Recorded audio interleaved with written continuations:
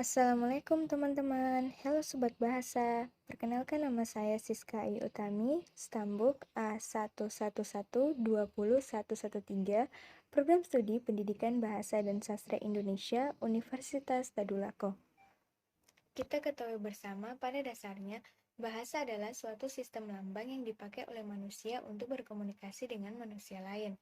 Menurut Ronald Waldorf, bahasa merupakan suatu sistem simbol-simbol bunyi yang arbitrer yang digunakan untuk komunikasi manusia.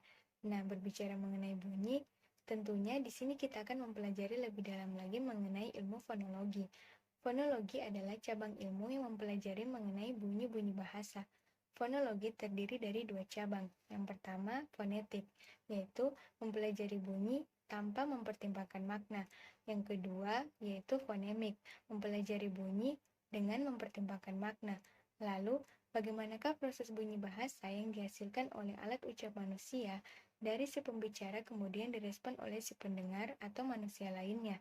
Nah, teman-teman, berbicara mengenai proses bunyi bahasa yang dihasilkan oleh alat ucap manusia, tentulah sangatlah berkaitan dengan cabang fonologi, yaitu fonetik artikulatoris, yang mana mempelajari bagaimana mekanisme alat ucap manusia dapat menghasilkan bunyi bahasa serta mengklasifikasikan bahasa berdasarkan artikulasinya.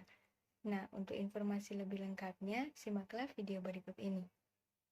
Apakah masih mungkin Pak vaksinasi datang kemudian diberikan juga tahun ini? Sangat tergantung sekali pada data-data klinis. Kalau itu bisa kita dapatkan dalam minggu ini misalnya, ya BPOM bisa langsung mengerjakan. Yang mengganggu persahabatan. Video sebelumnya merupakan salah satu contoh proses bunyi yang dihasilkan oleh alat ucap manusia, kemudian direspon oleh si pendengar. Tahap-tahap berita lisan mulai dari otak si pembicara sampai ke otak si pendengar. Yang pertama, tahap linguistik, yaitu tahap dimulainya komunikasi lisan dari otak si pembicara. O1 atau otak si pembicara akan menemukan gagasan atau ide yang akan disampaikannya kepada O2. O1 akan memilih kata, frase, kemudian menyusunnya menjadi sebuah kalimat yang akan disampaikannya kepada O2. Yang kedua, tahap fisiologis, yaitu tahap mengaktifkan saraf motoris dan mengirimkan perintah rangsangan ke otot-otot alat ucap. Atas perintah itu, alat ucap akan mengalami perubahan tekanan udara di sekelilingnya yang berpotensi menimbulkan fonasi. Tahap yang ketiga yaitu tahap akustik, yang mana dengan adanya perubahan tekanan udara akibat gerakan otot menimbulkan gelombang bunyi yang merambat keluar dari alat ucap O1 ke alat pendengar O2.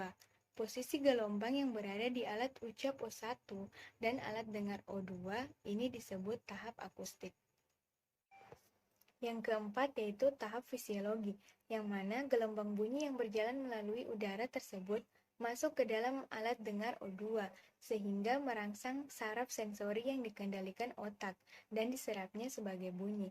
Tahap ini juga disebut tahap pengaktifan fungsi dengar yang dikendalikan oleh otak. Yang kelima yaitu tahap linguistik, yang mana bunyi-bunyi yang didengar O2 kemudian dicocokkan dengan pengetahuan sistem bunyi bahasa, sehingga O2 mengerti atas gagasan dalam kalimat yang dikomunikasikan oleh O1. Tahap ini juga disebut sebagai proses pengelolaan gejala bunyi menjadi realitas bahasa yang bisa dimengerti, yang dilakukan oleh O2 dalam kapasitasnya sebagai fungsi kreativitas. Baik teman-teman, itulah sedikit penjelasan dari saya mengenai proses bunyi bahasa yang dihasilkan oleh alat ucap manusia. Sekian dan terima kasih.